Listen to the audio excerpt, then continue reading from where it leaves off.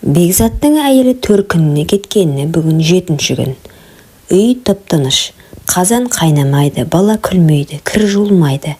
Бірақ тоңазытқышта қарасаң, іші толы, енесі кетерінде дорба-дорба ет әкеліп тастап кеткен.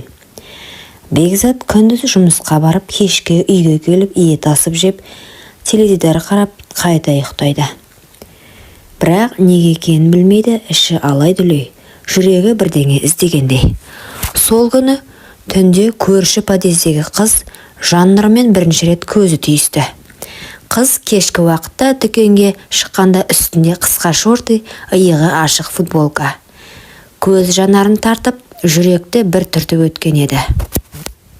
«Аға, ассаламағалейкум», деді Жаннұр, тәтті жымиып. «Уағалейкум ассалам», деді Бекзат, көзін тайдырып. Қыздың даусы құлағында қалып қойды. Келесі күндері Бекзат кешке қарай әдейі подъезде жүретінді шығарды. Бірде жедел сатымен бірге түсті, бірде дүкенге бірге барды. Жаннұр үндемейтін, бірақ үнемі күліп тұратын. Жасы 19-дан енді асқан, колледжде оқиды екен. Анасы шетелде, өзі әжесімен тұрады. Сол бір кеште Жаннұр үйінің алдында отырып, көзінен жас сығып отырғанын көріп қалды. «Не болды, қарындасым?» деді Бекзат жақындап. «Ештеңе, жай, жалғыздықтан жалықтым». Бекзаттың жүрегі дір етті. Өзі де дәл солай сезініп жүрген. Екеуі үнсіз отырды. Сол үнсіздік екеуін де жақындатты. Бекзат бір күні ет асып, артық пісіріп қойғанын айтып, Жаннұрды кешкі асқа шақырды. Қыз алғашында тартынды, бірақ келісті. Ас үстінде екеуі көп сөйлесті. Қыз шын жүректен сыр ақтарды, ал Бекзат ішіндегі бос орын толтырғандай болды. Сол түн қас қағында келді. Кино көріп отырып, қыздың иығына еппен қолын салған Бекзат оның үндемегенін пайдаланып, шашынан иіскеді. Жаннұр алғашында шошынғандай болды, бірақ кейін мойнын бұрып, «Саған жақын болғым келеді», деді жай ғана. Сол сәт екеуінің де шекарасы бұзылған шақ еді. Сол түн екеуі бәрін ұмытты. Тыйым, жауапкершілік, неке, бәрі ұмыт болды. Бекзат алғаш рет әйелінен өзге жанға тәнін ашты. Жаннұр үшін бұл алғаш рет еді. Ол сенді.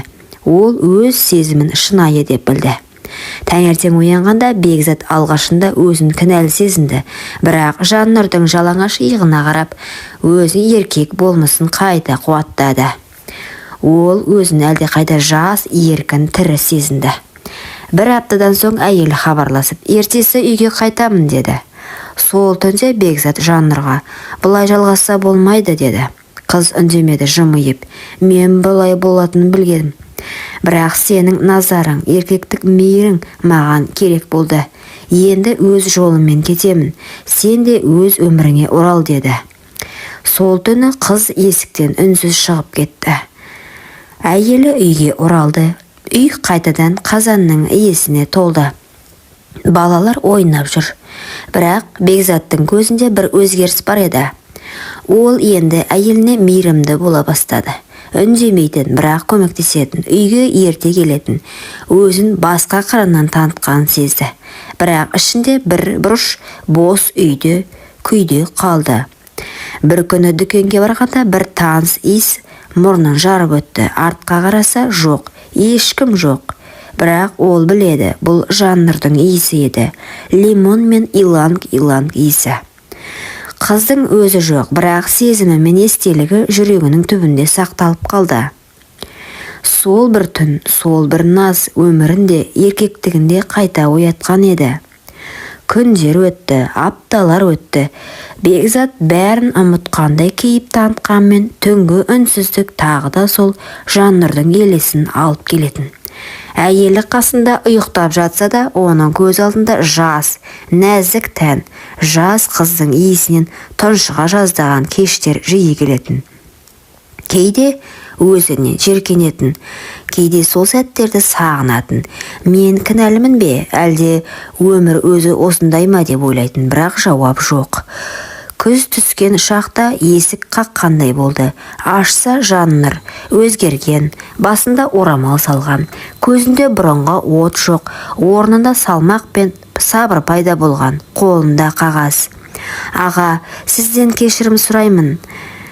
Мынау баламның сараптамасы, сіз әке боласыз. Бекзаттың қолы дір етті, қағазды ала алмай қалды. Мен сізді мазаламаймын, бірақ шындықты білуге тиіссіз деді де бұрылып кетті. Сол күннен кейін Бекзат өмірінде алғаш рет шын мағынада түн ұйқысын төрт бөлді. Ол өз баласы, бірақ әйелі мен балаларына не айтады? Кей түнде көрпесін бүркеніп іштей жылайтын. Мен қалайша осынша сорлыға айналдым. Менің әлсіздігім бір адамның тағдырын бозды ма? Жаннұрдың баласы әкесіз өссе, мен адаммын ба? Ақыры бір шешімге келді. Жаннұрға қоңырау шалды, қыз алмады, хабарлама жазды. Баламның өміріне жауаптымын. Сен рұқсат етсең, оның көлекесі болсам да өмірінен алыстамаймын. Жаннұр тек бір жауап жазды. Көленкі емес, тірегі бол, әйтпесе мен де тірі қалмаймын. Бекзат бәрін әйеліне айтты. Көз жасында, шындығында жасырмады. Әйелі алғашында сенбей жылады. Содан соң, мен кетемін, бірақ балаларыңа әке болып қала бер. Мені жоғалттың, енді өз арыңды жоғалтпа деді. Үйден кеткен соң Бекзат көз жасын балаларының көзінше тұншықтырып жұтты. Айлар өтті, Жаннұр босанды, ұл бала. Көздері тура Бекзаттікіндей.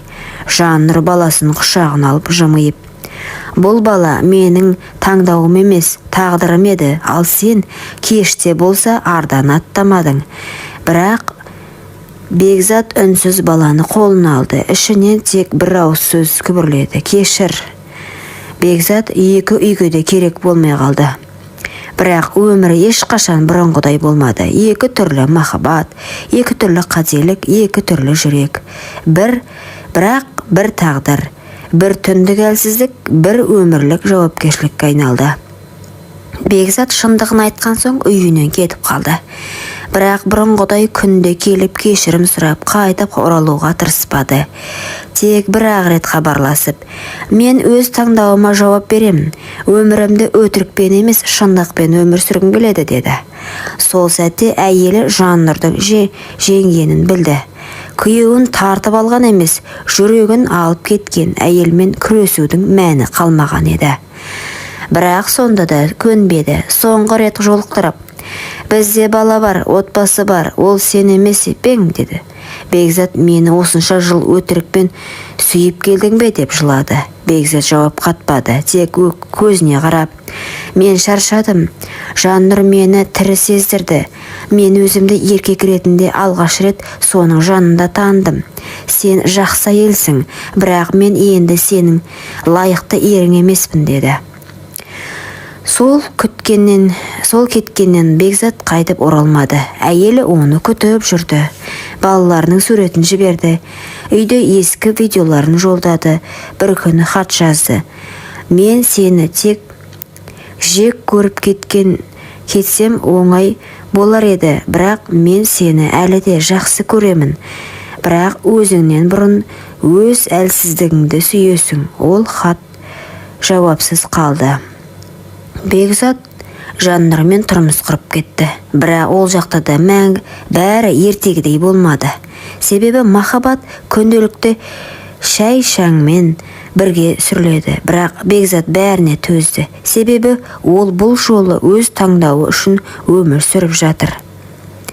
Жаннұр баласын өсіріп қарапайым келін атанды. Бірақ оның жүрегінде де шемен бар еді. Ол бір әйелдің көз жасымен келген махаббаттың ішкі күйігі. Бекзаттың бұрынғы әйелі енді оны іздемейтін болды. Терезе алдында күнде отыратын әдеті де жоғалды. Бірақ кейде кешкі уақытта теледидардан жанұя басты байлық деген бір жарнама шыққанда көзіне жас келетін. Ең құнды дүниені өз аяғымен шығарып салдым деп сыбырлайтын, бірақ ол енді күресуден шаршады. Бекзаттың үлкен ұлы есейіп, әкем қайда деп сұрайтын. Анасы, ол басқа таңдауды дұрыс деп шешті деп қана жауап беретін. Бала үндемеді, бірақ сол сәттен бастап әкесін атамайтын болды. Көзінен жек көру емес, салқындық кетті. Жылдар өтті. Бекзаттың шашына ақ түсті. Қолында Жаннұрдың баласы ойнап жүр. Кенет көз алдында ескі үй, балалары, терезеден қарап тұрған әйел бейнесі елестейді. Бәріміз бақытты бола алмадық. Біреудің бақыты, біреудің трагедиясына айналды, деді ішінен күбірлеп. Кей махаббаттар жүрекке емес, жауапкершілікке адал болуды талап етеді. Ал кей адамдар адалдыққа емес, өз құмарлығына адал болады. Бекзат Жаннұрмен бақытты бола алмады. Неге дейсіз ғой? Ол өз әйелі мен баласының көз жасына қалды. Әйелің түні құсын 4 бөліп, өсірген перзентінің тілегін аяққа таптап, бөтен әйелдің жылуы деп ойлағаны түбі өзіне ауыр қайғы болып қайтты. Жаннұрмен бірге өмір сүремін деп үміттенгені алапат өкінішке айналды. Өмір заңы қатал ғой, біреудің көз жасына қалған адам ешқашан шынайы бақыт таппайды екен. Бұл әрбір жастың есінде жүрер сабақ болсын. Құрметті оқырман, өмірден алынған шынайы оқиғаларды тыңдағыңыз келсе, менің арнама тіркеліп, лайк, комментарий жазып қолдап кетіңіздер. Келесі кездескенше.